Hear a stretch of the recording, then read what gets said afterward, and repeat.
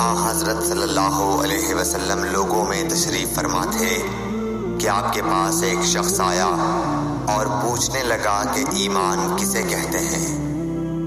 آپ صلی اللہ علیہ وسلم نے فرمایا کہ ایمان یہ ہے کہ تم اللہ پاک کے وجود اور اس کی وحدانیت پر ایمان لاؤ، اور اس کے فرشتوں کے وجود پر، اور اس اللہ کی ملاقات کے برحق ہونے پر، اور اس کے رسولوں کے برحق ہونے پر، اور مرنے کے بعد دوبارہ اٹھنے پر ایمان لاؤ۔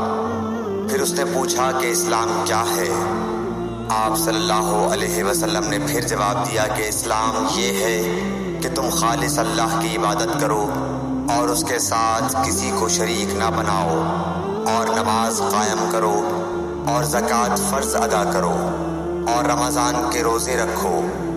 پھر اس نے احسان کے متعلق پوچھا۔ آپ صلی اللہ علیہ وسلم نے فرمایا، احسان یہ ہے کہ تم اللہ کی عبادت اس طرح کرو گویا تم اسے دیکھ رہے ہو۔ اگر یہ درجہ نہ حاصل ہو تو پھر یہ تو سمجھو کہ وہ تم کو دیکھ رہا ہے۔ پھر اس نے پوچھا کہ قیامت کب آئے گی؟ آپ صلی اللہ علیہ وسلم نے فرمایا کہ اس کے بارے میں جواب دینے والا پوچھنے والے سے کچھ زیادہ نہیں جانتا، البتہ میں تمہیں اس کی نشانیاں بتلا سکتا ہوں۔ وہ یہ ہیں کہ جب لونڈی اپنے آقا کو جنے گی، اور جب سیاہ اونٹوں کے چرانے والے دیہاتی لوگ ترقی کرتے کرتے مکانات کی تعمیر میں ایک دوسرے سے بازی لے جانے کی کوشش کریں گے، یاد رکھو قیامت کا علم ان 5 چیزوں میں ہے جن کو اللہ کے سوا کوئی نہیں جانتا۔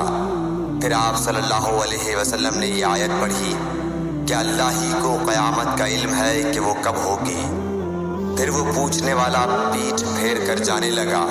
آپ نے فرمایا کہ اسے واپس بلا کر لاؤ۔ لوگ دوڑ پڑے مگر وہ کہیں نظر نہیں آیا۔